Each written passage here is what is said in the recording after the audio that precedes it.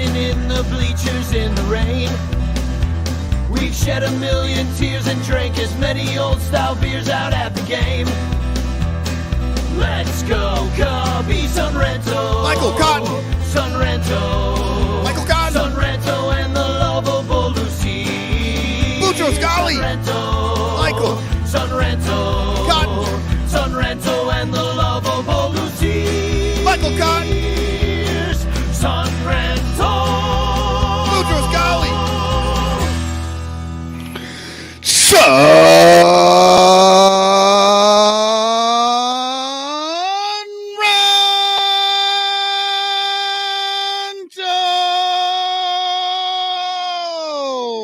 Hey, welcome to the Son Ranto Show. My name's Danny Rocket, and I'm here to talk about the Chicago Cubs. That's why I'm dressed like this with the Cubs hat and a Cubs shirt, and you got the Cubs thing on in the Wrigley Field in the background. And I'm joined by Michael Cotton. We are just a few short hours away from the Cubs facing the worst team in baseball, the Washington Nationals. And wow. This show is brought to you by our 109 Patreon supporters.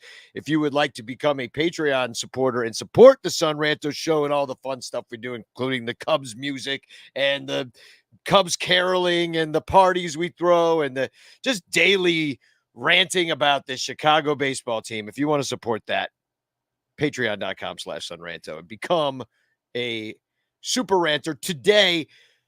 Well, I'm exhausted. I don't know about you. I know you've been working all day, but I've been working all weekend. We had a blast and a freaking half yesterday at the Nisei Lounge, rocking and rolling with the Bleacher Bum Band. And check this out, dude. You know who came? Well, I said that some bullpen guys might come. Yeah. And they did. Uelman came, the new guy who can't ever remember. So he walked in. And literally no one even looked at him because they didn't realize he was on the Cubs, right? Yeah. Well, yeah, no, he came in like full uniform. Yeah, just so we would know that he was on the team. Yeah. No, super nice guys. Brandon Hughes came. Brandon Hughes, we had a Venmo up that you could give to the band. Brandon Hughes, he paid us $50. Look at this Venmo receipt I got. And he said, Bleacher Bum Band rocks. And we do. He's not wrong. And we had so much fun, but the big fish that came through, well, a couple guys. First of all, here we are with Christopher Morel, who showed up. There's me and Crawley and Bleacher Jerry. Christopher Morel was at and super nice guy. And I was so proud of myself because I carried on a conversation with Christopher about the Dominican Republic completely in Spanish. And I don't know if it was just the confidence of having just come off the stage. Yeah. And be like, I can do anything. I'm an invincible rock star covered in sweat. So I can speak Spanish fluently. But what a nice guy. And to show up, I told him that he's a huge spark plug of the team. And I said, this year's really sucked for Cub fans in many respects. And you're the only fun one to watch is what I told him. I'm like, without you on this team, I'm not even watching baseball. Like I might have canceled the show. Yeah. I mean, And that is true. Like he's the one guy that's come up and really made an impact, I think, with the fans of all the new guys. He's kind of it. I'm like literally racking my brain right now. I mean, I guess some of the pitchers, but like you don't see pitchers every single day, so it's a little bit different, I don't know. Yeah. Well, you can just tell by his smile that he's just a genuinely nice guy. And I know that's not how you should really judge people. You'll get real hurt in life if you just judge people by a smile. But he's got a nice smile. I like the guy. And Mr. Miguel Esparza showed up, the Spanish language voice of the Cubs. There's me, him, and Crawley. And what a great voice he's got. He was an Elvis impersonator in a past life. And he went up there and sang Suspicious Minds and killed, dude. Totally killed. He sounded awesome. We were also, me and Crawley were dancing around, singing backup. We had a blast. Stalwart ranter Vel Capone, the personal bartender to the ranchers. There she is. I picture her singing. She sang Gloria, dude, and she killed. She can sing. Yeah, she got some pipes on her, huh?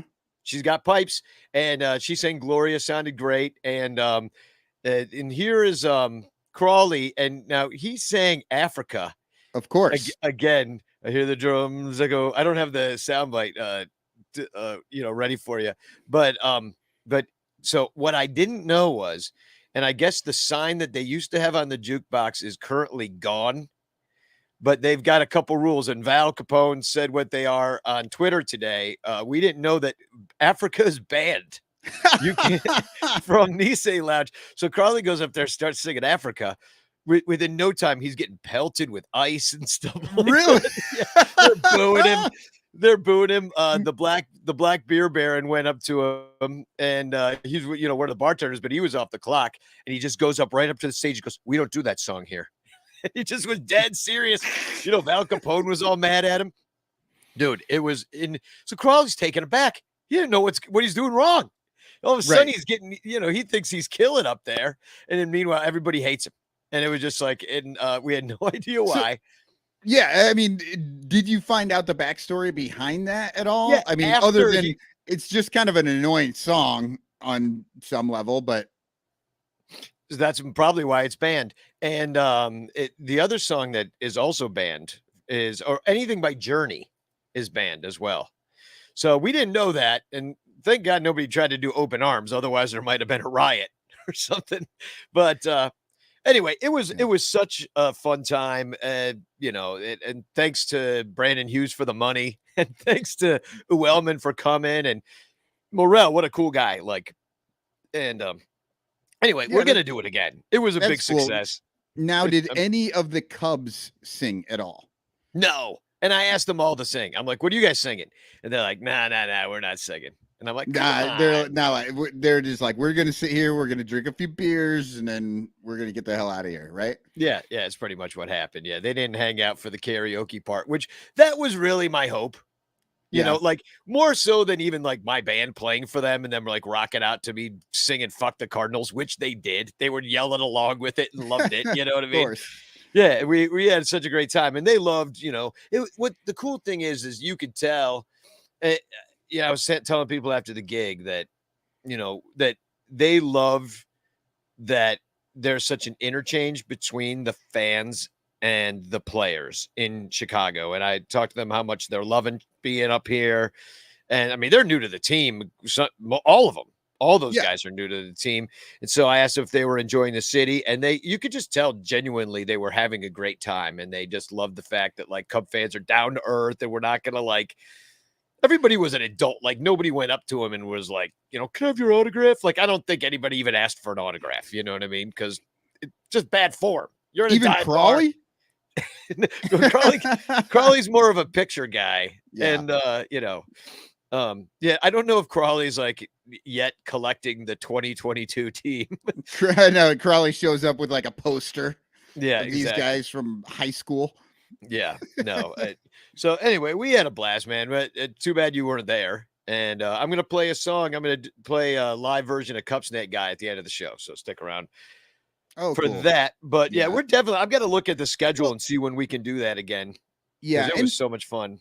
And, and it's sort of the same situation in the upcoming Club 400 event, that there's a couple of guys going to go over to the Club 400 event. I think there's still tickets available if people are looking to do that over on the rooftops on August 21st. I think. Yeah. And, but it's like Wrigley is a different animal than anywhere else in that you can literally just walk out the gates and go and find sort of like local places and down to earth bars and good food and it's a cool thing, and it's, I mean, I guess the Brewers could possibly go out and join a tailgate or something. That might be fun for them, but it's different.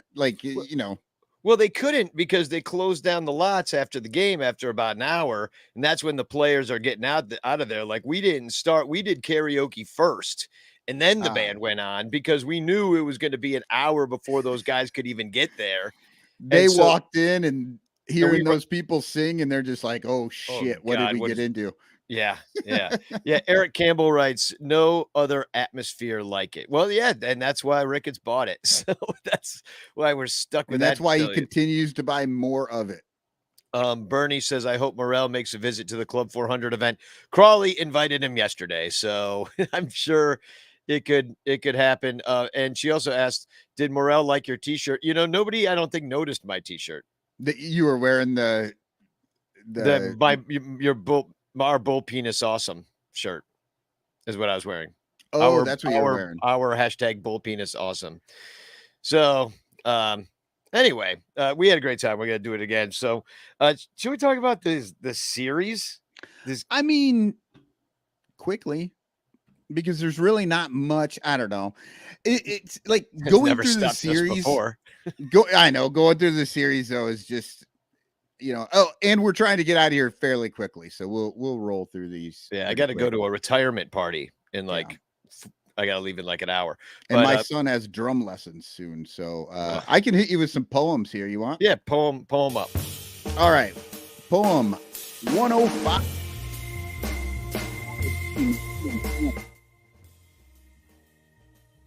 Still didn't go long. He did go strong. Didn't qualify for the win, even though he was 10Ks in. Contreras has returned, and Floro got burned. Souvenir for the fans, giving love to the man. Forget all that strife. Make Willie a Cub for life. Yeah, how about that?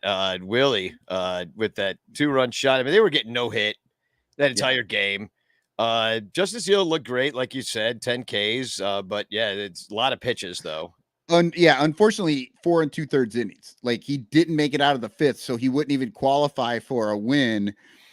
And I get it though. What he was at like 80 some pitches. He was throwing a ton of pitches to get through those innings. Yeah, I'll put it up here. But 10 Ks in under 5 innings is always good. He got a little help from that umpire, I think, but it was the same for both teams. The Cubs struck out quite a bit too in this game. Yeah, and then everybody gets help from the umpires when you're striking out that many. I mean, really. And the game was completely tied 0-0 for pretty much the bulk of the contest. In the seventh, Miami, how did they score? That ball went by Madrigal after Wellman, forget, did he walk somebody? And then he had that failed pickoff. And then there was a hit by pitch and there was a couple on. And then, so he got to second. And anyway, there was a ball right. It was kind a little by Madrigal. Keystone Cops going on out there. Yeah, it was it was kind of defensively annoying. It was one of those that run didn't need to score. They just kind of that was kind of a gift run overall. I felt for that the Cubs gave the Marlins. Cubs only 4 hits. They had the 2 errors, one of them being that pickoff. And and then Nicky 2 strikes gets Nicky 1 hit, and then he gets the first hit of the game, and then he gets on again because he how did he get on the second time? Another hit? He got hit. No, I think he get hit. I don't know. Yeah, I can't remember, man. This is 4 days ago. Two hits in the game. He had 2 of the Cubs' 4 hits. So yeah, he must have got a hit. He got the first hit to not be no hit, and then the second hit to be on base for when Wilson Contreras hit over the fence, and everybody was happy. And that's pretty much that game. I think we can move on. Yeah, and the thing that we saw in this game, and then we saw in the next 2 games as well, that is really unsettling, is how long into all these games the Cubs are being no hit. Yeah, they eventually, they get some hits, they score some runs, except for yesterday. But I mean, you can't give up the first 4 innings of every game being no hit. It's ridiculous. Yeah. And David says it was 0-0 more than any other score for this whole series. And I think that's true. Yeah, probably more innings of 0-0 than anything else. Yeah. So let's do game 2. Why the hell not? Yeah, let's do it. Cubs poem 106, Chicago 4, Miami 0. Marlins can't soar if Marlins can't score. Smiley gave up none. Then Leiter got it done. Rojas going all the way. Suzuki made him pay. Runners in scoring position. Cubs hitters on a mission. Higgins homer cranks. Just past the banks. W flag flew. Cubs win 2. So yeah. That was a good game. They shut him out. Cubs haven't done that a lot this year. That's for sure. I mean, one of the worst bullpen ERAs in the majors. And they did it with 2 pitchers. I mean, that's like Leiter came out there, and of course, Leiter comes out, and you just think, oh, it's all going to go to hell now. I mean, well, honestly, the whole game, you're like, well, when's Smiley going to implode here? Right? Yeah. Like you're just waiting for Smiley to like just start giving up homers and giving up, hits. And then Leiter comes out, and you're like, wait, we just got through Smiley. He had a good game, and you're going to bring Leiter out. This is going to be terrible. And then Leiter shut him down. Like, it was really impressive. And I love the idea of having 2 pitchers that can get through an entire game. Well, then it's like the piggyback. You just got extra starters. So you just like one guy, he's not really an opener, but because he did go 6.2 in this game. And the thing about Smiley, and I was talking to Sarah Sanchez about this today, is that, there's a mutual option for next year, which I thought he was just on the 1 year. And so we could, I think, in some way, shape, or form, have him next year. He's not a bad pitcher. He just got his ERA under 4, which is a little lower than Stroh's, which is exactly 4. And, he's giving you length in this thing. I mean, we rehabbed him, so we know his arm.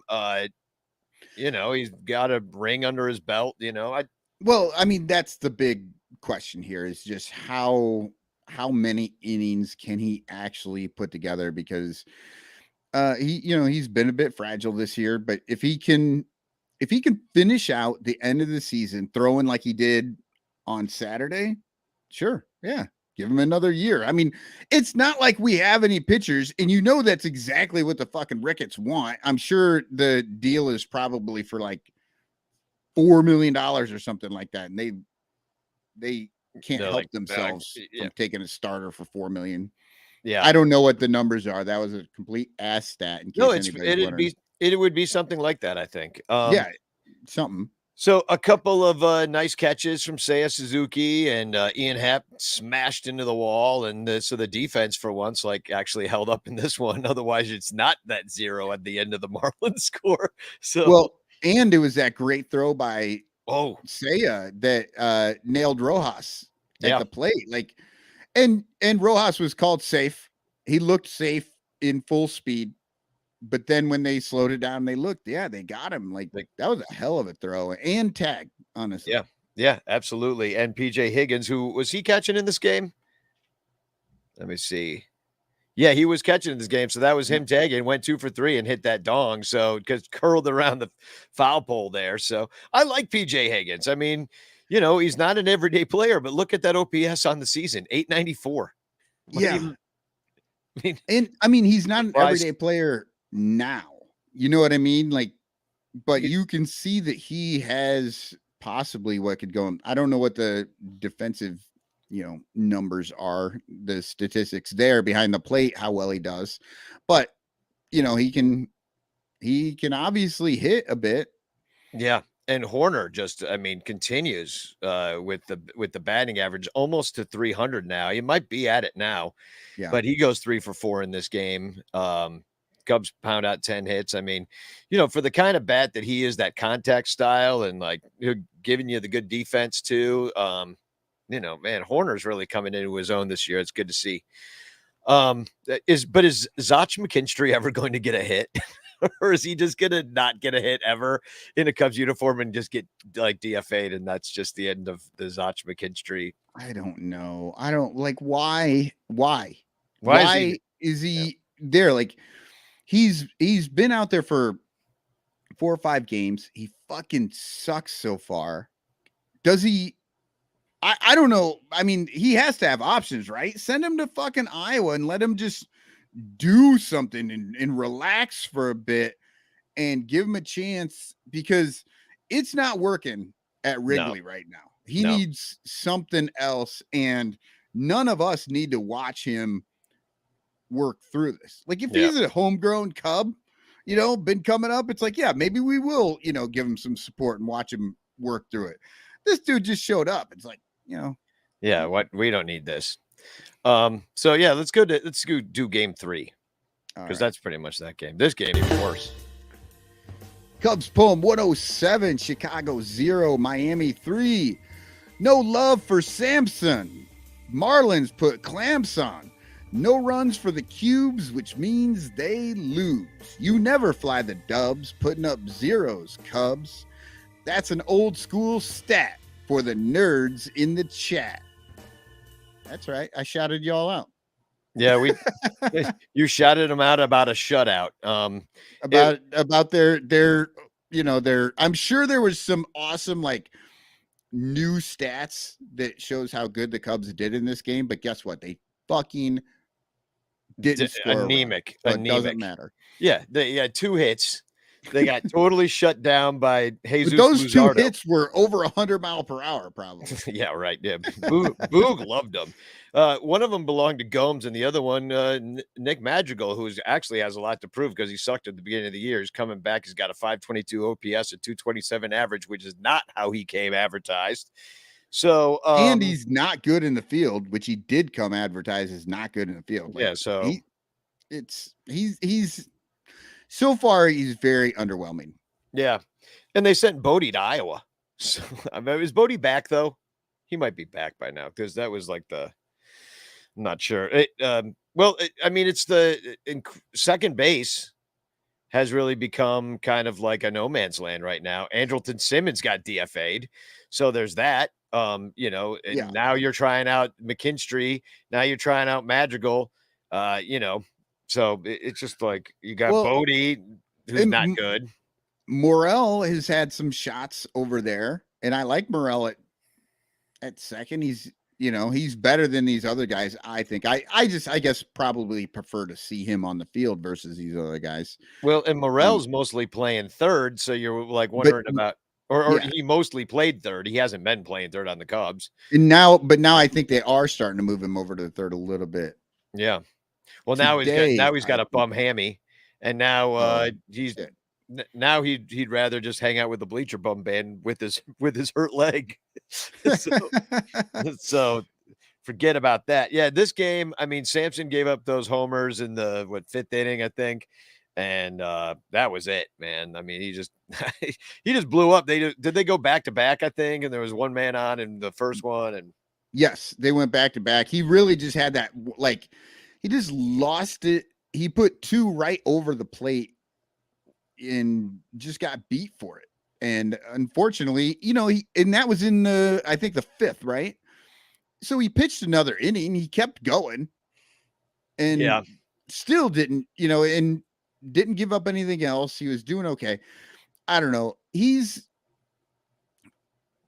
Samson's weird, right? Like nobody knows what to think. Like you can't really, I think we talked about this before. He's just not supposed to be out there. So you're happy with everything that he does. Like, I can't get upset with the dude. They didn't score any fucking runs. He kept the Marlins to 3. Yeah. That's a quality start, isn't it? Yeah. Six innings, 3 runs or less. That's a quality start. And if your team doesn't score for you, then that's on them. It's not on the pitcher. He's doing his job. Yeah, I agree. So, I mean, that's pretty much a series. It was kind of boring, to be honest. It was a little dull. The offense was pretty anemic, even though they won. It was a little boring. There were, little bits of things that were interesting to see. Unfortunately, I had a little bit of a hard time getting to watch the game, so I listened to the games mostly. I think Zaidman was on with Coomer.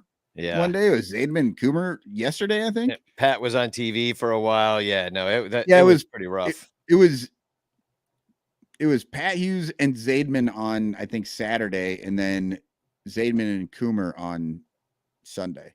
Mm-hmm. That was an interesting. I don't know what's going on with all that. JD was on with somebody with Pat the other day. It's like musical chairs over there. I don't know what's going on. Like, people are taking vacations in the middle of the year. I'm like, vacation? Like, who does that?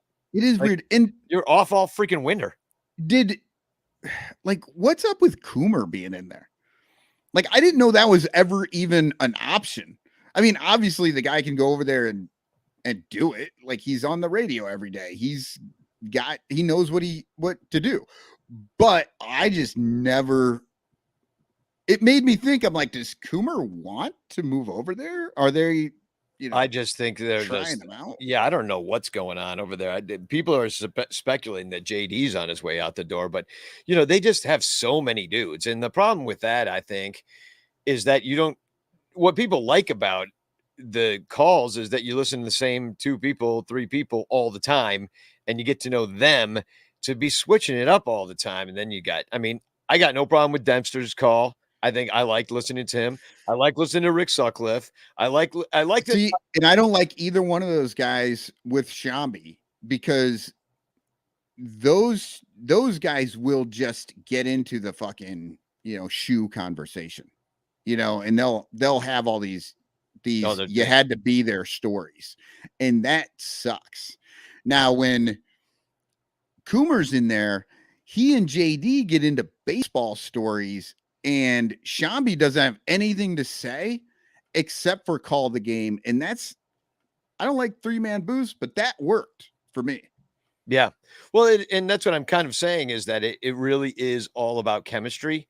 And if you're messing with that chemistry all the time and switching it up, like, it's not great for the entertainment value, I think, of what people like about of watching baseball games or listening to them on the radios. It's just like, and that's my personal feeling on it too, So, do you know what I completely forgot to mention? Well, let's take this comment first. David Elliott says, honestly, I think there might be issues between JD and Boog. They are rarely on the TV call together. I mean, there's got to be something going on there, right? I think that Shambi and JD have never done well together. Like, I honestly, I was saying it last year from the beginning. Shambi fucking like ices JD all the time.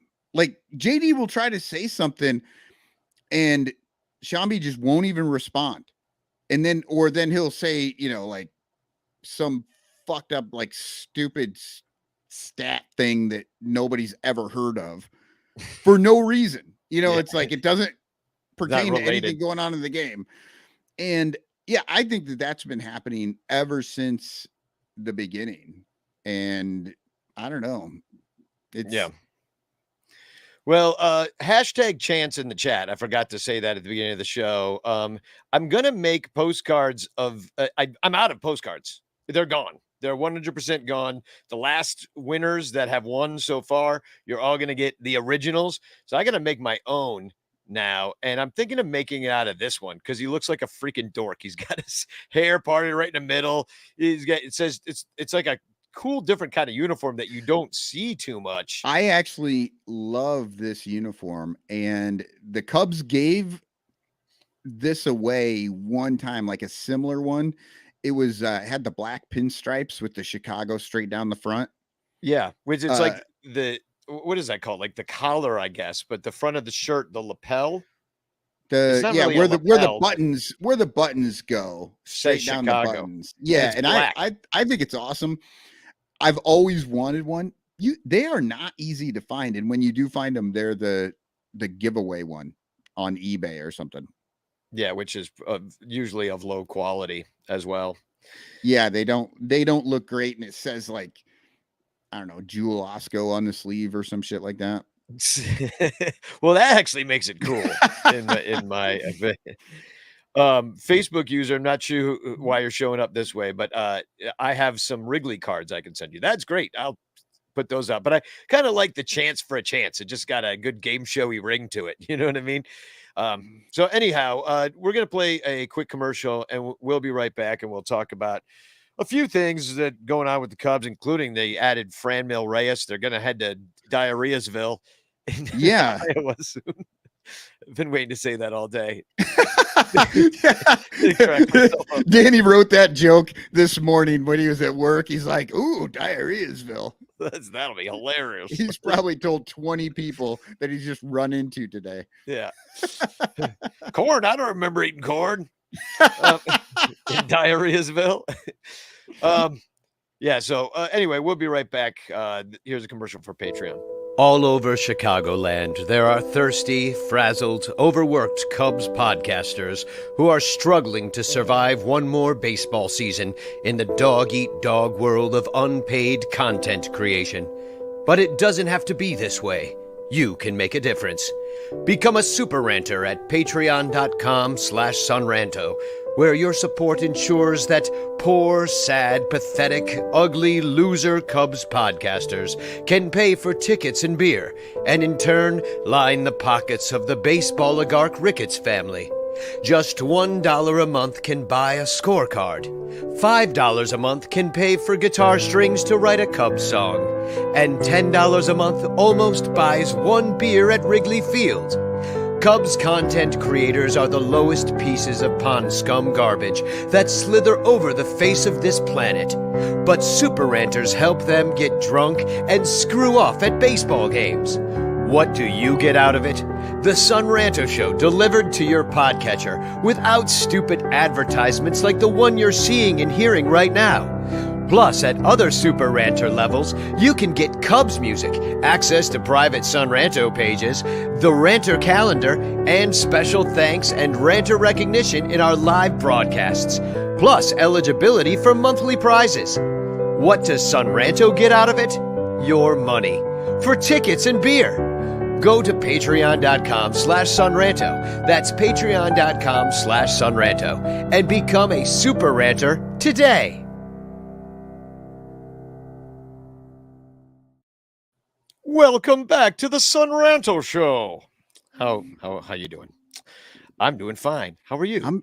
I'm doing real good. You know, I wanted to share something here that I just did last night that I thought was just kind of funny. I got a new like a smartwatch thing. It's a Garmin thing, and it tracks all my running and my activities and stuff, so I can be healthy, right? Well, I found out that you could kind of create your own picture on the thing. So this is the one that I put on there yesterday. I don't know if you can see this. Oh yeah, it's David Ross and the Double Birds. So on my watch right now, when I'm walking around, I got David Ross flipping the Double Birds, and I just thought that was really funny. You know what I want is a David Ross clock that like the two hands of the clock are each bird, and like, you know what I mean? Like it's David Ross's face and but the hands of the clock. Oh, this is a thing we have to do. Are each bird? Yeah. Yeah. So they're they're going like this. Click, click, click, click, click. Oh, I'm going back. I'm going counterclockwise. Yeah, I know. No, that's awesome. We gotta make that happen. Yeah. So yeah, a little bit of Cubs news. I did mention that Nick Madrigal is back and he's doing okay. I mean, I guess the hope is that the White Sox fans loved him. They were sad to lose him. Yeah, but they're not. They Smart. don't really know what they're doing all the time. Yeah. And they suck this year. They don't suck. They're an average team, and they're supposed to be good. And so I blame Tony La Russa for that. But yeah, well, you remember, I mean, there was a contingent that was upset with the Tony La Russa thing, but there was an awful lot of White Sox fans who were like, no, Tony La Russa is going to be great. He's a Hall of Fame type manager, and it's going to be good. Dude, Matt Spiegel ripped Tony La Russa a new asshole on the radio the other day. He's like, I don't get it. I don't understand what they're doing. Like he's just throwing up his hands in despair. And he likes both teams, I think, just talking about it. But yeah, I don't know. Like we'll see what can happen with this guy. I mean, he's just supposed to be. They had him leading off the other day, and I'm just kind of like, all right. Should have get off the pot, Nicky, 2 strikes, because like I'm not impressed so far. And I don't know if it's the change of scene or the fact that every single player that ever comes to the Cubs that gets traded here sucks ass for the first freaking year that they're here for no reason. Yeah, it doesn't make any sense. Like they sign the big contract and they come in and it's like they struggle. I mean, I think Lester was about the only one that came in and was fine. Could handle the pressure, But everybody else, I mean, I guess if it is pressure, I don't know what the deal is. Yeah. But Well, even Seiya Suzuki too, if you look at his numbers, it hasn't been that good. He got off to a hot start and we're all like, he's going to be rookie of the year. Well, he is not going to be rookie of the year. Christopher Morel might be, but Seiya Suzuki certainly is not going to be. And he's like basically has lower numbers than Kosuke Fukudome. So I know he's never going to live that comp down anyway, just because they're both from Japan and play right fields. Despite being they could not be more different as actual players. You know what I mean? I mean, glove first guy. I mean, but the way Suzuki was supposed to have some more power. Yeah. He's supposed to have pop. To have more. Right. Yeah. I'm just saying, like, when you watch them, all I remember from Fukudome is like that left-handed falling out of the box swing. Yeah, the windmill, like the Ichiro kind of vibe. Yeah, that's who we thought he was going to be. And he could not do that. Like, he just wasn't good at doing that. And, and I don't get that same feeling with Seiya up there. Well, Seiya's batting 244, which is like literally 100 points what he bet below what he batted last year in Japan. So, well, I mean, it is. I mean, look, he's learning all new pitchers that he's never seen before. Plus, they're learning him. There's going to be adjustments made. But also, if we are to believe what Major League Baseball tells us, this is the best league in the world, right? So the pitchers here are going to be slightly better than the pitchers there. They're just saying, throwing harder. They all got more movement. Although I did find it interesting, and I found this interesting, is that for the first time in Major League history, since it's been tracked, is more off-speed pitches thrown than fastballs so far this year. Yeah, which is weird when for the first time in Major League history over like last 4 years, there's been more people throwing over 100 miles per hour than ever before. Like, it's insane. We were talking about it a couple years ago. How come every reliever throws over 100 miles per hour and the Cubs have none of them? None of it. We all throw 92 with movement. Yep. Well, but that's what it is. It's like it's working the off speed. It was cheating with that spin rate crap that we were doing. Obviously, we were definitely cheating. Everybody was. It wasn't cheating then. And I think that's what was going on. I think that the sticky stuff was giving them the opportunity to, I don't know, get more grip, throw it better, and get that spin. And you could just overpower people just straight up. And now they can't do it. Well, here's a new guy that's going to come up and possibly suck because it's his first year with the Cubs. It's Franmil Reyes. It looks like we're picking this guy up, is what Sahadev Sharma tweeted out. He's like, all my sources say we're getting Franmil Reyes, who Cleveland they DFA'd. Yeah, which I'm like, what? Like, I mean, I'm looking at his numbers and he hasn't been good this year. I get that. He's slashing 213, 254, 350. He's got an OPS plus of 72.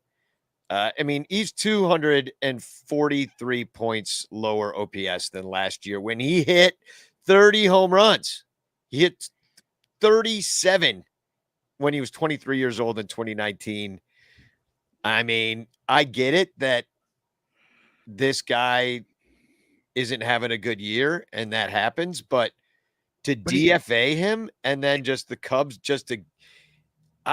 he's not costing them anything. I think the Cubs have to pick up like 1.5 million left this year. He's still going to be on that rookie contract for another what? Oh, I can't see it. He's just about over it. Yeah, I think he's got maybe one more year or something, right? Yeah, and they're just done. And the Cubs aren't going to have to pay him money, and you can kind of give him a tryout, see how he fits in. What Sahadev tweeted was that he's a great clubhouse guy and everybody loves him. So that's cool. I mean, that's always a bonus. That'll keep you in the league. Like if you're on the margin of a roster and you're a total asshole, you're gone. You know what I mean? but Fran Mil Reyes comes in, and you got to be wondering, like, Jackson Frazier must be looking at this being like, why'd you get him? I'm like, well, because you're down in the minor leagues batting 100. So I honestly forgot about him. Yeah. Yeah, it hasn't been going well, by the way, for Jackson Frazier. I looked up his numbers the other day, and it is not good. And I know he's been struggling with injury, but that's been like, His whole his career. issue. Yeah. Yeah. That's his whole career. So, right now at Iowa, he's batting lower than he was in the major leagues. He's Wow. batting 208, dude. Yeah. Yeah, it's 638 OPS. He didn't hit a home run the entire time he was in Chicago. He's got 5 down there, but it's not going well for him down in AAA. If you can't hit AAA pitching, I mean, well, then that's why you go with Fran Mil Reyes, because if you need a dude to bat to come up and bat 213 and hit a couple dongs, like Fran Mil Reyes is your guy, because at least he had 9 on the year. Yeah. And has a better track record. And Carter Hawkins, right? That's the dude I'm sure has a relationship with him, knows all about him. That's the reason the Cubs picked him up, because he gets DFA. They immediately grab him. It's not because Jed Hoyer was sitting there just waiting for Fran Mil Reyes to come on the market. I'm sure Carter Hawkins is like, let's grab this guy because he probably, maybe he knows him. He's like, he's doing something weird right now that I think we can fix. Well, honestly, I'm looking at it right now. I'm looking at his contract, and it's even better than we think. Earliest arbitration eligible 2023. He hasn't even hit arbitration. Oh, yeah. Well, see, and that's like when I was looking at, you were like, yeah, I think he's done. I'm like, I think you got 2 more years on the guy. Earliest free agent for 2025. So, yeah. And I mean, that's 2025 is what the records are looking at. That's their timeline. Yeah, unfortunately. So if they could just keep keep some names, because he's not a superstar, but he's a name. Everybody knows Fran Mil Reyes is a big leaguer. So yeah, I mean, he hit 38 home runs in 2019. Like, that's going to turn some heads. Yeah. So, the Guardians, I'm looking at it right now. They're only a game back from the Twins. White Sox 2 games back. It's what a crappy division, though. 57 and 51 is what gets you first place in that division. You have to have freaking 70 wins. They have 70 wins. The Astros and the Yankees both have 70 wins. The Yankees cooled off a little bit. And anyhow, the Cubs, I mean, they're nowhere near 500. So I'm not going to talk smack about other teams that are at least over it. But I will talk smack about a couple teams that are under 500 that are going to go play in the cornfields this weekend. And they dropped all the gear today. So if you care to buy some of this gear. I got a picture too. Just keep going. I'm going to bring a new picture into, because it's terrible. If you care to buy some of this gear, please use our links at sunranto.com/shopping. All you got to do is click on the ad that we have there for MLB shop and then buy your crap, because some of it's kind of interesting. I mean, I'm not in the market for any of this stuff because I just don't buy anything, but they're wearing this old school jersey with that like cool lapel. When it's not the one with the Chicago that says down it, but it's like that, like, what is that? Is that the 1940s or 30s? I didn't look it up. I think it's the 1940s, that C there that looks like it looks like it's actually 1927. Oh, okay. Yeah, 27. Oh, you know what? That makes sense, because the Bears use this C with the point on it, and that's kind of when they came into the league, and George Halas was a huge Cubs fan. So that does kind of make sense. But it's funny because right now the Reds use this C. This is the C that they use, and that's what the Cubs are going to be wearing out there, which is we're going to be wearing a red C against the Reds in a game in a cornfield. Yeah. But I got to show you this picture, because the reason they can do that, not that anybody get confused, it's because the Reds are going to be wearing this C. Look at this helmet. It's not a freaking C. Holy crap. This is maybe the ugliest batting helmet I have ever seen in It my looks entire like life. an old-timey fireman's helmet, like from the Bismarck German era. It, Like, it, doesn't it it? It looks looks like a like, German fireman helmet from yeah. 1863. See, I was thinking it looks like one of those like pith helmets or whatever that the guys who are in the jungle and have like the hard hat sort of helmet thing on kind of look like. It's terrible. It's the worst looking thing I have ever seen. And for the podcast listeners, it is a white helmet. It's got a red, fanciful, ugly, stupid looking C that really looks like a It G. looks like a G. Yeah. Yeah. And then it's painted. They've got painted pinstripes on it, but it kind of not looks like a even. bell. They're not even. Yeah, it looks like a bell. That's what gives it that fireman helmet look, is because it really looks like an Yes. old-timey fireman helmet because of the way the pinstripes go. But like the stripes aren't even. They look like they were drawn out with a freaking Sharpie. It looks like your first grader was decided to design the Reds uniforms for this game. Yeah. Yeah. Bernie Barron says it's fugly. Yeah. Facebook user says Indiana Jones. And Corey says, is that magic marker? Yeah, seriously. I could not believe when I saw that. I was just like, Well, back in holy cow. 1927, everything was decorated with magic marker. That's just how it was back then. Well, Before that, it was crayon. But see, here's the other weird thing, I think, with the Cubs, like you showed. So the Cubs 1920s jersey, but then they're going to wear it with the 1918 logo hat. Like they're mixing the years. Well, wait, let me No, see. this is 1912 actually, I think. That logo. I'm looking at it right now. 1911, yeah. 1911 hat. Now, to me, that's the Cubs logo because it's a bear standing on and basically holding a baseball bat in his hands. Look like they're about to cover his private parts, is what it looks like to me. And he looks like a kangaroo. This is the most kangaroo-looking bear I've ever seen in my life. It is. And so you got the 1927 hat or jersey mixed with and I'll drop the link to this hat because if you like wearing kangaroo hats, this is the link.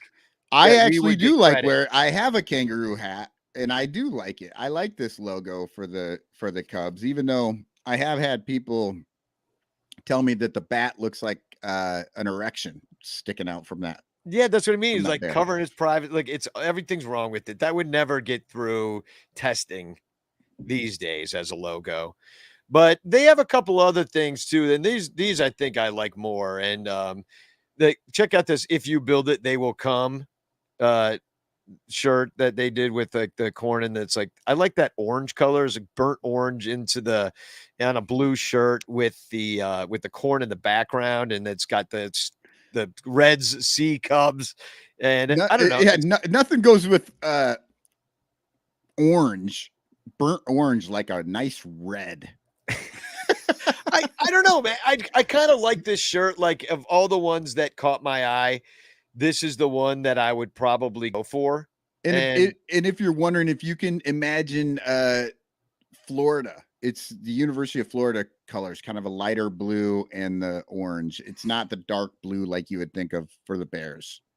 Yeah. And then they have this one that I like wearing black t-shirts because they're slimming, but they have that same thing. It says Reds versus Cubs on it. See, I like this one better. I like the black and white. That is kind of nice. I think I would rather just not have "If You Build It, They Will Come" on it. Like if it was just the field, I would prefer that. Yeah. No, well, I'm not gonna buy this because, to be frank, like I don't like big graphics on. They just accentuate my moobs, and I don't really need any help in that.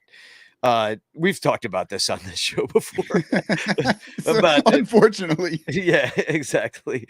And then there's one more shirt I wanted to share, and I'm also dropping this link. This is gonna in the chat here, and but the last shirt I want to show is this one, which this one, the only problem with this one, it's like you said, it's got the Reds and the Cubs and some corn on it. No baseball diamond on this one, but a stupid freaking Nike swoosh right in the middle, and it ruins the shirt. It makes the shirt unbuyable. Nike, Yes. I'm not going to buy this shirt. I'm not even going to come close to buying this shirt because I'm not a freaking Nike label whore. And most people aren't. They don't like that there. Put it on the sleeve. Put it so I don't care. Put it on the nape of the neck. Put it on anywhere else. Yeah, for the listener, they've got this really nice graphic. It looks like ghosts coming out of the corn. Then you got the logos for the Reds and the Cubs that look almost the same. But then the Nike swoosh is directly under your chin, right in the middle of your chest. And yeah, I agree with you, Danny. The swoosh ruins it. Put it on the sleeve. That's all you got to do. Like, I don't know. Yeah, just sucks. It really does. But everything else about the shirt is great. If that Nike but if swoosh you doesn't like that bother kind you, of stuff, feel free to buy it and use our link. Use our link. It's gonna plant cookies in your browser and give us 8% or something like that. No, I saw. I mean, we all got the same links. I saw Bleacher Nation was tweeting it out too. Like that's how they make money too. So they got plenty of money. They don't let them big time us. We're a longer running show than them. So we deserve the money. We're the longest running Cubs, unpaid Cubs outfit out there. We really are. That reminds me, I owe you $100. Well, actually, I take that back. I don't know that Al Yellen's paying anybody, is he? He certainly wasn't paying me. Yeah, he pays himself though. I think he gets paid something. I get $20 a month for doing that Sarah podcast. It's pretty good. Wow. Yeah, $20 more than I make on this show. Yeah, well, we're trying. We are trying to make money, and this is one of the ways we are trying to make money, and that's with Bet baby. US. Yeah, here I'm going to put the copy. You can read along at home. Listen up, sports bettors. Your favorite sports book, BetUS.com, is back for our 28th year of action, NFL action, and baseball action, with the industry's biggest sign-up bonus of 200%. BetUS offers our members the opportunity to cash in on all your favorite sports, including NFL, UFC, and MLBBB. If you're looking for live in-game betting, incredible odds with daily odds, boosters, props, and parlays, we got them. How about fast payouts and exceptional one-on-one customer service? We got that too. Nothing hotter than one-on-one. Well, I don't know. The 1-on-3-on-1 is kind of nice. Log in to betus.com or call 1-800-792. That's 3887. 1-800-792-3887. That's 1-800-79-BET-US. BetUS.com, where the game begins. And make sure when you sign up, this is how we get credit for this. You got to sign up under the name Ranto, Sonranto, Sonranto. It is the name of the show. And you sign up under us. Nobody's done it yet, by the way. So we got a lot of smart listeners out there that do not gamble their money away. But go to betus.com and gamble your money away. And remember, when you lose, we win. Yep. And I was going to say, they've got that. They're talking about the in-game betting. So this is like, you can actually go during a game prior to an inning and you can bet whether or not anyone's going to score that inning. Yeah. You can do whatever you want now.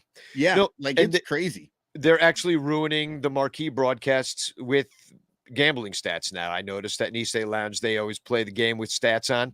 And, they were talking about the odds in the middle of the game of they're going to hit the over, under, that kind of thing.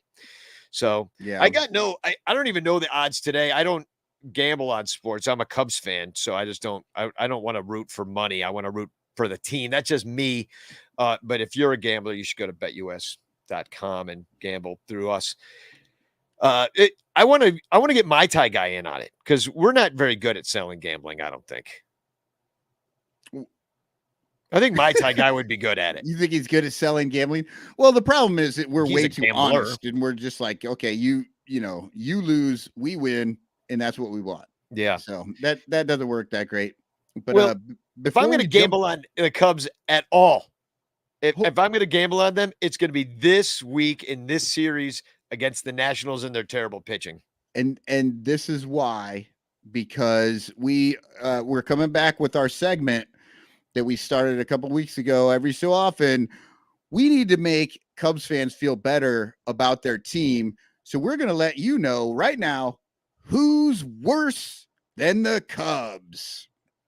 Well, I'm funny. Wait, hold on. I got that song. Don't you remember? There's a song that The Cubs are not in first, but we're not the worst.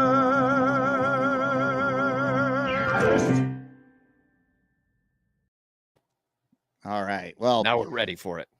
You know, the Cubs have 43 wins. That's not a lot, but these are the teams that they are better than. Detroit Tigers. Oh, just kidding. They're tied. 43. They both have 43 wins. So they're not actually better than them, but I mean, I think we can all say that they're better than them, right? The A's, who have 41 wins, and the Washington Nationals, the worst team in baseball. The worst team in baseball with 36 wins. Now, there is a power rankings. So this actually throws the fucking records out the window, and they look at head to head and they do all the new math and all the shit that I don't understand. And the Cubs are actually better than like 5 other teams. The Cubs are number 25 in the league. 26 is the Royals. 27 is the A's. 28 is the Tigers. Like I said, we're better than the Tigers. 29 is the Pirates, who are above the Cubs in the standings right now. And the Reds are. Yeah. And number 30, right, but I don't think the Reds are below them. No, the Reds are right in front of the Cubs in the standings, so that makes sense. But yeah, the worst team in the league, power rankings, the Washington Nationals, who the Cubs get to see this week. Yeah, so let's talk about them. Yeah, like you said, 36 wins. They're terrible. They just traded their best player, maybe the best player in baseball, Juan Soto. So they got way worse. I mean, the best player in baseball was on the worst team, and they lost Josh Bell on top of it. And last year they got rid of like Trey Turner, right? Yeah, and Max Scherzer. They had the best. They had some good fucking players they got rid of. They won the World Series in 2019, and all those players are gone. They tore it down right away. Apparently, they are even worse owners than the Ricketts. At least the Ricketts played the game and tried to keep the team together for another couple of years. But yeah, these guys went straight Miami Marlins. Yeah. Or no, not even Miami, Florida Marlins.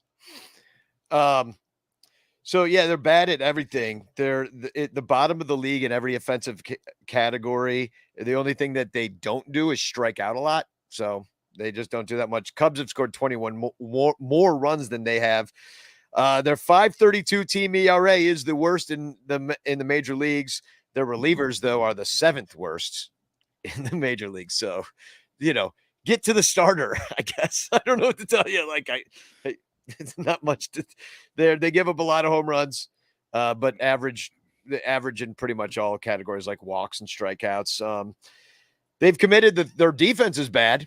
They've committed the 3rd most errors in the major leagues, but don't get too excited. The Cubs are 5th worst, so just be kicking the ball all over the place tonight and tomorrow and the next day. And they've got the 4th worst DER in the major leagues. Just terrible defense. They can't get outs. Neither can the Cubs. They got the 10th worst. They're terrible. They're a terrible team. These could be some very, very long games, is what you're saying. Yeah, a lot of extra outs. They for a long Corey traded Schwarber last year. Yep. Yeah. Well, at least they traded him. At least they pulled off a trade where we couldn't do it. Yeah, exactly. We couldn't do that. So it seems like, well, it's been raining here all day. The game's only in 2 hours, so they're going to get it in though. It's it's about 80. It's going to be down. It's be nice out there tonight. It's not currently raining, but it's humid and it's kind of wet out there. A little damp. Tomorrow is 73. Down to 63 for the night game. So it'll be quite pleasant out there. It's been hot here pretty much. And then Wednesday for the day game, quite nice. I got some bleacher seats, going to be sitting out there with my family. 81 degrees, just pretty perfect. Hopefully it's not humid because that makes it feel like 1,000. Yeah. Yeah. If you're going to any of these games, use our links at sunranto.com/StubHub. Click on our links and buy yourself some tickets. It was hard this weekend. It was so nice outside that the games were packed. It's all about the weather. Well, and Contreras returned. Yeah, people wanted to see that and cheer him. Yeah, maybe that's what the Ricketts were doing. They're like, let's act like Contreras is going to be traded, and then we'll get the big crowd right before he leaves, and then we'll also get the big crowd when we bring him back. and then we'll just let him go for a second round draft pick, which Ricketts seems to value highly, or so he told us at the Club 400 party. We couldn't have signed him. We'll lose our second round pick. And what? Fucking yeah. Okay. Well, Anibal Sanchez is going up there tonight. Here's a preview. It's about to happen. I want to fuck you like an Anibal Sanchez is coming in. I do have to say, I love the name Anibal. It's so cool. I want to fuck you like an Anibal, dude. I've got a 7.65 ERA. When he was in high school, he was like driving around in like a Camaro, like rusted out wheel wells, but he was just bumping that song. Yeah. Oh my God. This is amazing. It's a Christmas miracle. Ladies and gentlemen, a real live Nationals fan who wasn't sure he could join us for the show. He's joining us. Everybody, audio only, but Johnny Onomatopoeia in the stream. Johnny, can you hear me? Johnny, can you hear me? Why am I a Nats fan? Yes, you can. So tell me about Anibal Sanchez. He was hurt, huh? And then he came back. He's only got 4 games on the year, and they've all been terrible. Oh, there's Johnny with full flagrante picture and everything. So he's given up 4 runs, 3 runs, 6 runs, then 5 runs. So I know he's one of the guys who's been on the team for a while. Why is he so terrible? Yeah, thank you for starting with someone I've heard of, because I think there might only be 1 or 2 on the roster that I've heard of.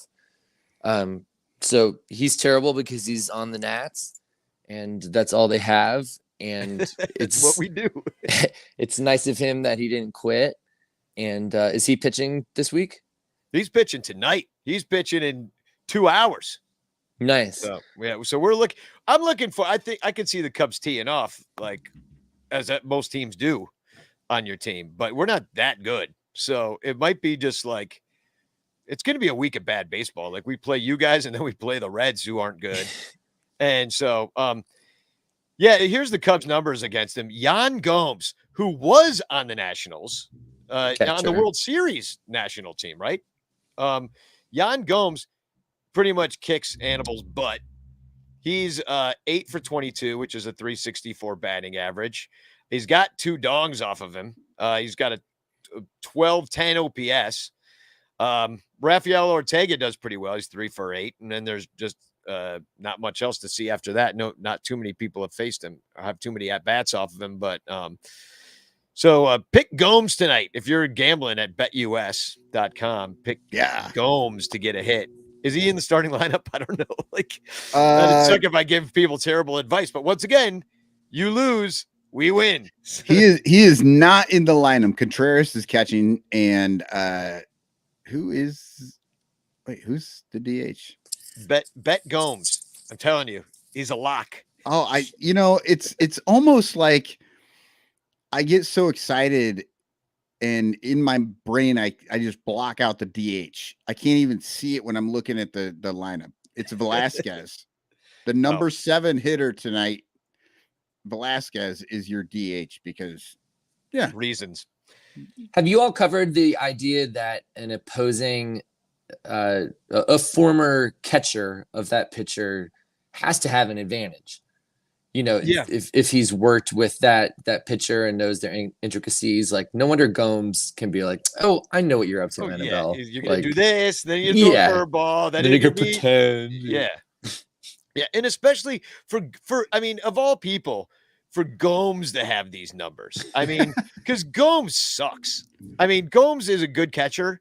I think he's good at the position of catcher, but he's not a good hitter and has never been known for his hitting. And he's batting like 200 right now. So I don't even know what he's batting, but it's not 364 like he's batting against Anibal Sanchez. I'll tell you that much. I mean, it makes all the sense in the world that on a day when Gomes has like, you know, a clear advantage over the pitcher, that David Ross is not starting him.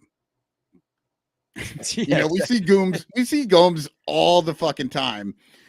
Contreras plays DH, and yet tonight, no Gomes whatsoever. Well, I think part of the problem is that our schedule is off because we threw that party last night. Otherwise, we would have had the show last night. David Ross would have seen the research I did, and Gomes would be in there tonight. You know, I mean, it's obvious. It's our fault if we lose. I love that he has a worse research department than Danny Rocket. Yeah. I subscribe to Baseball Reference. So Keegan Thompson is going to go out there for the Cubs, and he's 8-5, 3.48 ERA. He's good. He's had a good year. He's been a revelation, but last time he went out there, he sucked. He 5 runs on 10 hits, gave up 2 homers against the Cardinals, and we lost the game. In fact, we got swept by the Cardinals. I blocked that one out. Luke Voit has a homer off of him, and that's all that really happened. The only one guy's even seen him. And you guys got Luke Voit right now. I don't know if you knew that you got Luke Voit because he was traded to you because apparently nobody wants Luke Voit, which is why he's on the Nationals. I'd be less surprised if the Nationals had John Voit started. R.I.P. John Voit. Too soon. Too soon. Yeah, dude. Like he's only been dead for like, I don't know, 3 months. 2. Oh, really? He's recently dead? Oh, wow. I think so. Yeah. Sorry, I'll update my references too. Who do we have starting? Olivia Newton-John. There's it. Oh, she died today. Oh, well, I'm getting all my news from this podcast. Did she die today? Yeah, she died today. Oh, I did not know. I didn't know that. We might be actually breaking news to some people on the show that Olivia Newton-John died, which is sad. You're breaking news to me. Yeah, I didn't know. Yeah, she was great in Grease. You know, she had chills. They were multiplying. Oh, no, that was John Travolta that had the chills. Yeah, John Travolta. John Voight is not John Travolta, but you think he's hooking up with Olivia Newton-John in heaven? Okay, that's a different podcast. Yeah. No, that's a different show. That we should have a seance. A seance show where we just like try to get dead people to hook up. I don't know. we had a string of people that we killed on this show. Yeah, we did. Maybe about 5-6 years ago. Every time we mentioned them, they died like within the next 3 months. Yeah, it's true. Well, hopefully that doesn't happen to the Nationals pitcher tomorrow, Paulo Espino, who's got a 4.20 ERA on the season. So that's pretty smoke him if you got him. Cool. Yeah. Unfortunately, I didn't know what to say for 420. This could have been, I know there's nothing to say. We don't have a thing for it yet. But it could have been nice though. He's pitched 70.2 innings on the season. So it was so close to coming in at 4.20 ERA with 69 innings pitched. It just didn't happen for us. But he was terrible against Philly last time he went out there. He has 5 runs on 7 hits. He was out of the MLB for a couple of years, 18 to 19.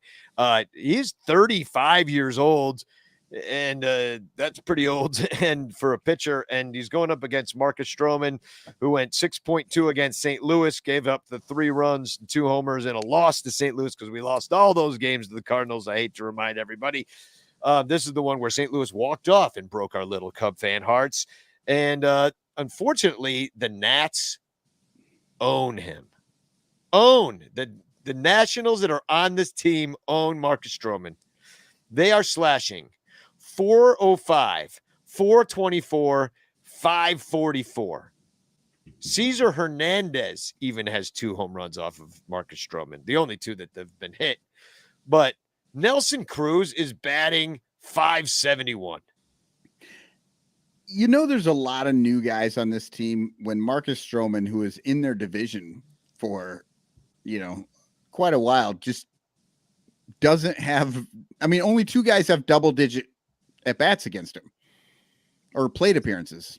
I'm sorry, but yeah, I expected a lot higher numbers over here in this. Yeah, but a small sample size. I think because a lot of these players have been in the little leagues or whatever you call it, so they haven't even. That's what I'm saying. It's like, yeah, this is where the Nats are right now, which is terrible to hear from a Cubs fan. Yeah. Well, either way, these are kind of ungodly numbers that the Nationals' current hitters, like Nelson Cruz, is. Is he playing every day? The man is 41 years old. Okay, so like wouldn't be surprised if. Oh no, we just killed Nelson Cruz, didn't we?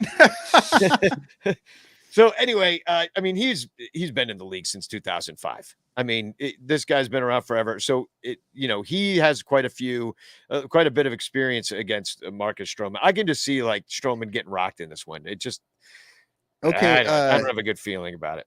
Danny, I gotta break in here. Facebook user posted this a few minutes ago, 5 minutes ago, and then Yumper has just confirmed. So now we have 2 confirmations. Jason Hayward gone. Jed Hoyer has announced that Jason Hayward will not play for the Cubs next year. How about this year? I don't know. I don't know what's going on with that. I don't think it matters, but that's big news. That is big news. And Facebook user and Yumper backing Facebook user up with this info. That's pretty interesting stuff. Congratulations, everybody. So what that tells me is that Facebook user and Yumper are both watching Jed Hoyer speak instead of us. So thanks a lot, guys. Yeah, thanks a lot, Jed. So, Johnny, have you heard of this Paolo Espino guy? I've heard that name. I don't know anything about him. Yeah, he's not very good, so I wouldn't pay too much attention. Mm-hmm. Game 3 is going to be Josiah Gray. He's 7-8 with a 492 against Justin Steele, who's 4-7 with a 367. This is a guy you got in the Scherzer trade along when you traded your old favorite player of all time, Trey Turner, to the Dodgers. And so this guy, I mean, I guess he's part of your future. He's exciting young pitcher, but you haven't seen it yet. He's got a mid-90s fastball, mid-80s slider and change, like classic 3-pitch dude. He's going in the day game. He wasn't good the last time he went out there. He gave up 6 runs in 4 innings pitched, and the Cubs have never seen him. And then Justin Steele, he had 10 strikeouts in his last start against Miami. And the only guy that's seen him is also Luke Voigt, who's 0 for 3 against Justin Steele. So Josiah Gray, I don't know, are people speaking highly of him or the prospect of him? Yeah, the prospect of him was discussed. And I have a memory of him sort of going up and down to the minors, or like, he hasn't pitched consistently since he's been traded to the Nats. Yeah. So he was just sort of more of a theory than a pitcher. I think he's pretty young, and yeah, he's a theory. The theory of Josiah Gray. He's got a cool name. It's like, that's an old fashioned like Civil War soldier. Oh name. Yeah, exactly. I think the theory of Josiah Gray was an Edgar Allan novel. Edgar Allan Poe. Yeah, exactly. Oh, really? I thought it was a band from the 90s. Josiah, exactly. We are Josiah Gray. We play shoegazer grunge. Yeah, so there's your matchup. But the Cubs haven't seen him, so we don't know anything about it. But I mean, Johnny, I got to ask you, because you win the World Series just a few short years ago, and they start tearing it down almost instantaneously. Is that the kind of how do you feel about it? Where are you in your fandom? I I have never seen the Nats be bad because they're a young team. They've always been sort of a playoff team since they started. And I have not watched a game this year or listened. I've listened to 2 or 3 innings. I think that a bigger problem, and I don't know enough about baseball outside of the Nats, but it's this manager who was the first to take Harper away, where Harper was offered a shitload of money, and he left. And it was, even though the Nats won the World Series after that, I think it just started that there's not a good communication, because that agent is the same one that Juan Soto had, and Turner, and Turner's turning down. So you're talking about Mike Rizzo, right? The general manager. I'm trying to think of the name of the player agent. Boris. Yeah, Boris and Rizzo. Rizzo's the general manager of the Nats. And I feel like Boris has personally started this new era where he's telling his players, reject $450 million deals. And one of his players is going to get bit one day when they get hurt young before the deal turns out, instead of having a guaranteed $500 million payout. But anyway, that was the beginning for the end for the Nats, was when Harper left. I know they won the World Series after that, but you can't deal with this person. And the Nats are going to sell. The owners are going to sell. Oh my God. The team. How do you get so fucking lucky? Our shit owners who've been doing this to us for fucking 6 years. Your owners do it to you for 3 years. They're like, you know what? We're just gonna get the fuck out, and we're gonna give our fans a chance to enjoy the team again. And our owners are like, we're gonna make this the worst fucking experience you could ever have, and we're gonna charge you double for it. Yeah. The difference is that your owners had a successful generational transfer of power, because we have the same situation as the Ricketts. It's a family-owned team, and the patriarch is still alive, but the kids are fighting over what to do next. And so someone in the patriarch's ear is like, fuck both those kids. Like, just sell the team. Like, if they can't figure it out. So they're stripping it down to sell it right now. Yes. The one theory was they didn't want the new ownership to have to trade away Juan Soto as the first thing they did. So at least like the new owners can come in and they're rebuilding. They don't have to look like the first move doesn't have to be bad. Well, I mean, so they trade away the best player in baseball pretty much. And then like, what does that do to your fandom? Like, now like you loved Juan Soto and now he's gone and now he's just never coming back. And like, that's it, I saw him in an interview last night and I thought, I didn't know he could speak English now. Like when we knew him, he had an interpreter when he got to the team, would come out to the mound and speak. And so just thinking like, he's been here a while and he's advanced in so many ways. It's upsetting to see him leave. And I don't know any of the players. Like they just made it clear that the ownership doesn't care. So I don't care. They won't sell hot dogs. They won't sell $20 beers. I mean, fuck it. Yeah. I mean, and that's what we've been going through as Cub fans too, is like all these, they're not going to go and sign a single one of them. Like Wilson Contreras is going to be out, now they couldn't even trade him somehow, and so it's just so they're not going to resign him. They don't like him for some reason, even though he's awesome. Yeah. I mean, we didn't get to keep Rizzo, who they should have kept. He's awesome with the Yankees. We didn't get to keep Bryant, which fine, because he's hurt. We didn't get to keep Javi, which is fine because he stinks on the Tigers, but he might not have stunk with us. Like, we don't know. But it's just like, I think that they undervalue like the continuity of a team, and they're just constantly tearing it down, and new clientele and new. And in many respects, I feel like it's by design to take away power from the players to have any agency over their own careers, because we're like, we're just going to ship you. You're always going to be disposable in our eyes, no matter how good you are. No matter how much the fans love you, you are still disposable. And, Juan Soto, by all accounts, was going to be good for forever. And they offered him the contract. He didn't take it. But, what's he going to get and you're right. It might blow up in somebody's face eventually. It's gonna sometime. Well, but the problem with that contract was the 15 years. It wasn't the number of, on the dollar side. Yeah, he just didn't want that for 15 years because then he would have been, I guess, stuck with this team for his entire career. So that tells you right there that there's something with the team that he didn't want to be associated with that team for the rest of his career. And I think that's what we're starting to see with some of these shitbag owners like the Cubs.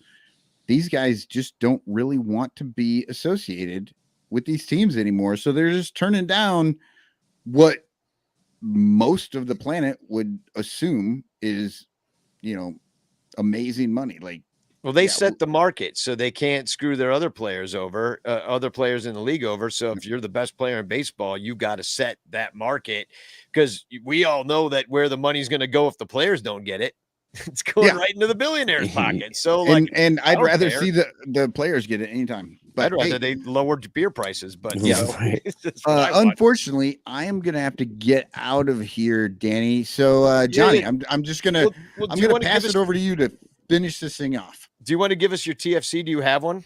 No, I don't. Flexing Q. All right, cool. Well, then you're fine. I gotta get going. So you're off the hook. Spagog, everybody. Spagog. It was great to see Johnny you. finishing this out. Yeah, Johnny, we'll pinch this episode off together.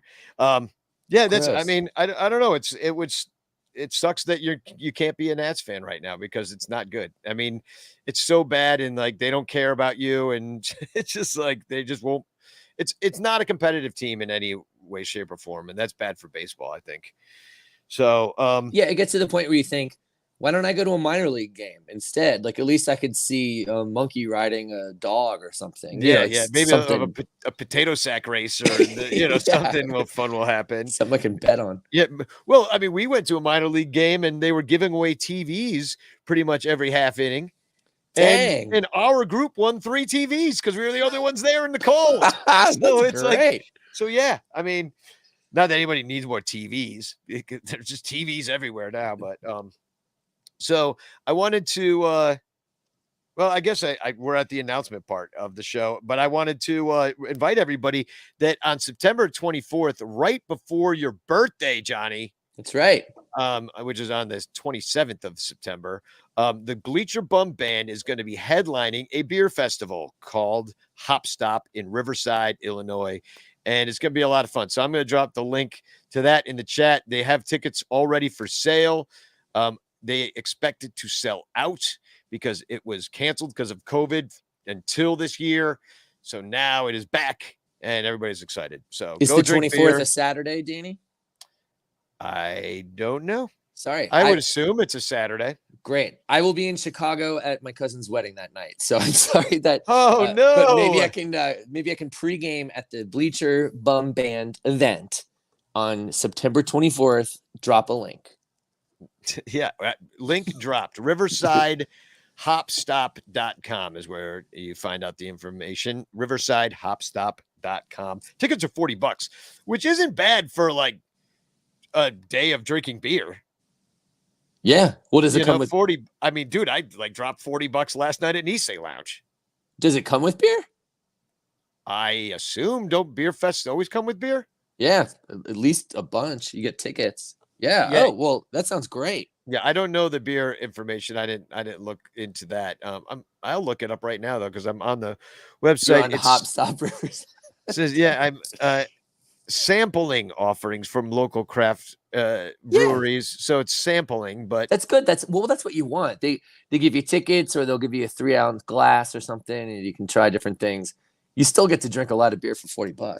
Yeah, unfortunately, it says family-friendly setting, so we're gonna have to change some of our songs up a little bit, but for the Bleacher Bum Band. But yeah, it's gonna be a lot of fun. And then I don't know if it's sold out or not, but check it out, the Club 400 Cubs.com website for Club 400's Club 400 Palooza, which is happening in 2 weeks, 2 weeks from yesterday on the 21st of August. So you got to go to that because we know that Patrick Wisdom and Frank Schwindel are going to be there unless Frank Schwindel gets sent to the minors, which is kind of seeming a little bit like it might happen.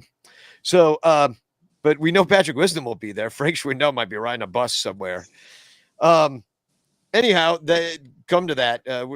gonna have fun the rest of the season, even though the rest of the season might not be fun on the field. It is fun to get together and commiserate. It is. Hashtag Chance in the chat is what wins you a Frank Chance postcard that I will have printed up. So I'll just keep track of all that. And I got one, this flexing cube, which is just somebody spouting off on the internet. So Jeff Kerr, he replied to Marcus Stroman being pretty upset about Brittany Griner being sentenced to 9 years in jail over some weed in Russia. But Jeff Kerr replied to Marcus Stroman and said, perhaps before traveling, especially to a country like Russia, people should know the laws. Just because an entitled athlete travels there doesn't mean you're getting special treatment. If anything, as you can see, it's the exact opposite. You get made an example of. Marcus Stroman said, Cubs pitcher, Jeff, you're an idiot. I mean that wholeheartely. That's great. So we got tomorrow night starter going out there reading people with bad takes online, and I freaking love it. I like that he stood up for all the entitled athletes that go to Russia to play sports year round so that they can make a living. That's not what I would call entitled. So good for Marcus Stroman. Yeah. Well, I mean, and it's just a horrible thing that's going to happen. We all know why they gave her that sentence is so that they can do a prisoner swap, because we're going to get her back, hopefully, because that's some bullshit.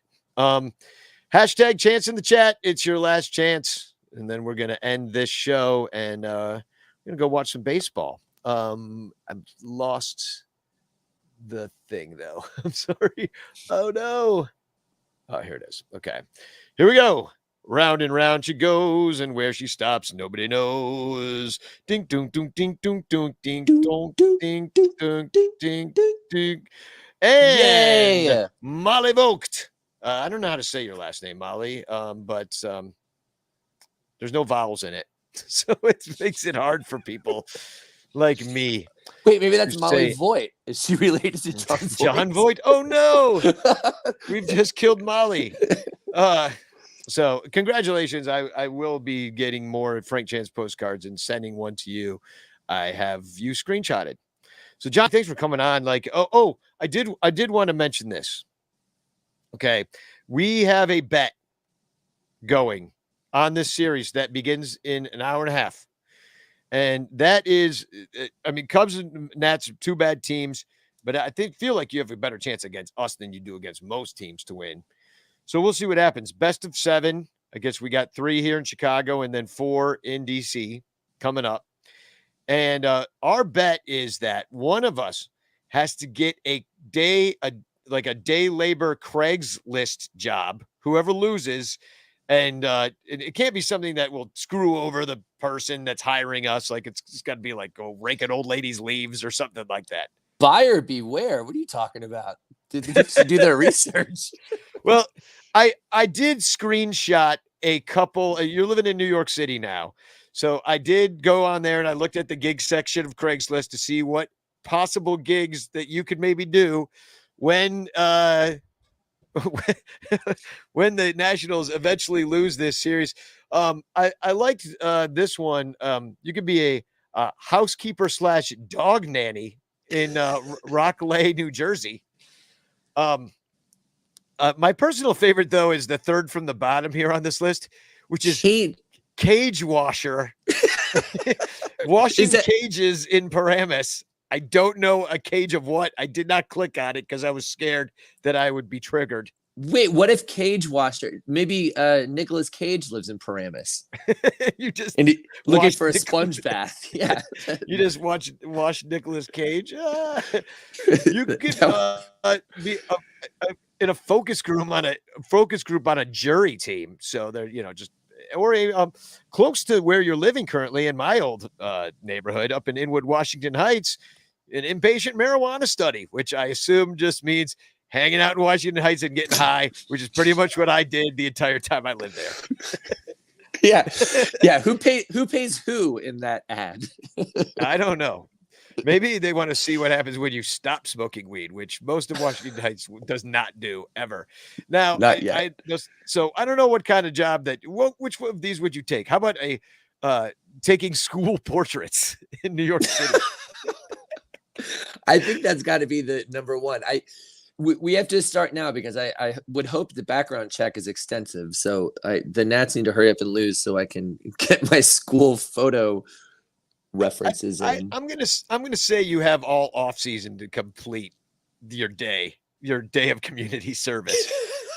So then here's the Chicago ones, and right away the first one up there, head lice technician at $35 an hour, and I was like, that's good, but that's not bad money. Yeah, you don't need that. You don't need to lose a bet to take that job. Yeah, I'm like $250, and I'm just like sitting there with some popsicle sticks and some greasy freaking kids, like being like, this one's got lice.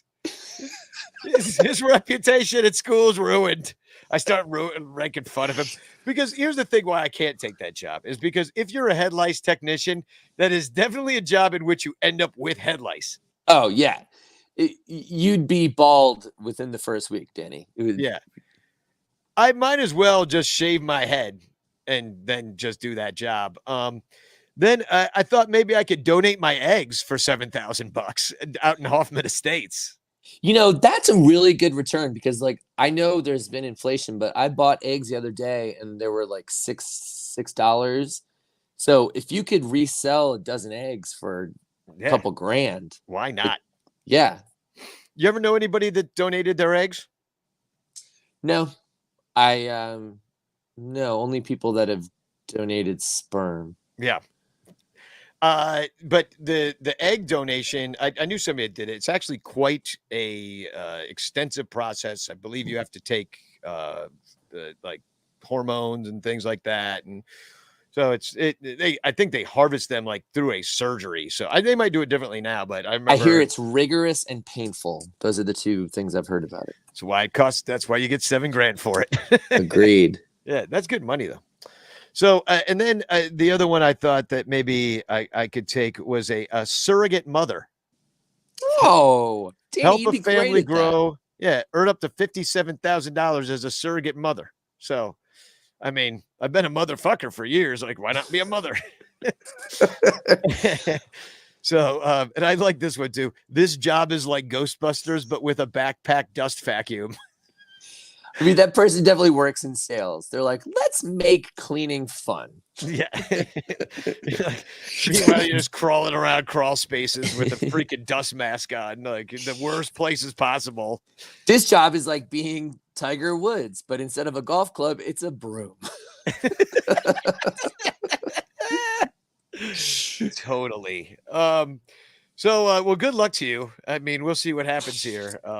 It's always fun when our teams face each other because we're such old friends, and it's cool. That's one of the ways we've kept in touch over the years is through baseball. So I love it. I'm excited. So that's our show. Spagog, everybody. Spagog. Here's the Bleacher Bum Band. Okay, this is a song about cup snake guys. Oh, the third one. I know it's you. I can see it all. Okay.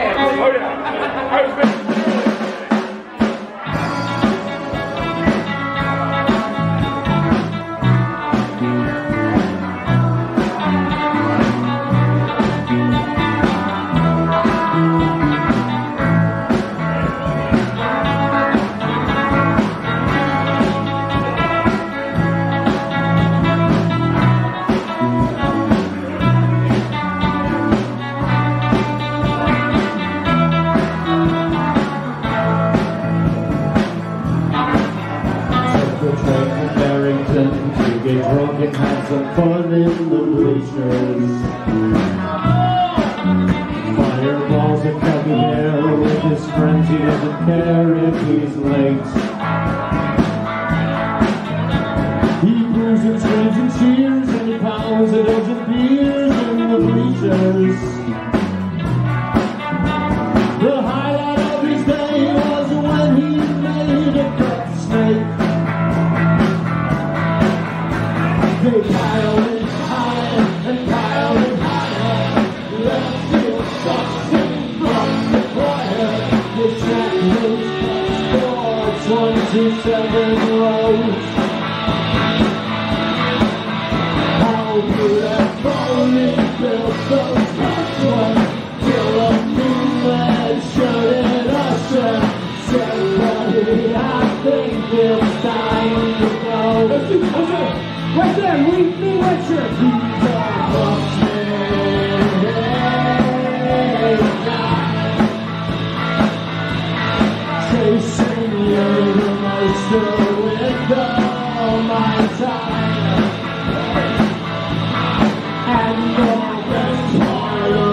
game was back in just a big night.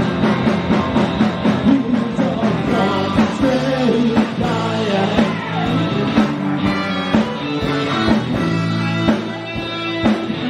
He came to see the Cubs. Instead he's stacking cups in the bleachers. He was too drunk by the fourth to care about the score of the game. He's reaching for the sky, heaping cups up super high in the bleachers.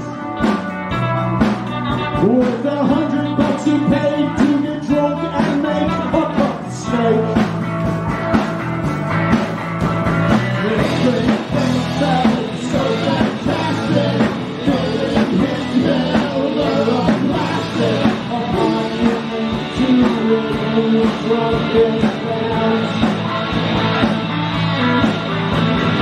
Here at Texas, raining showers from a massive shower tower. They got to give up cupcakes fans. He's a cupcake guy. He's gonna lose his karaoke jersey tonight. And the best part of the game was second cup of midnight. So cupcake guy. He stacks up so high. Cupcake guy. Stack them right up to the sky. Cupcake guy. Love stacking, you don't know why. Cupcake guy. He dropped his phone in the trunk of that. Part of the game was second cup of midnight. He's a cupcake guy.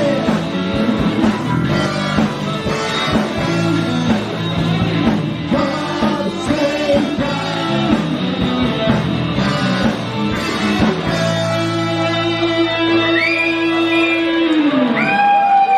I'm kind of disappointed you guys didn't make a cup steak while we were Trying! We're trying! That's a can. I mean, It's pretty good, really. it's pretty good. It's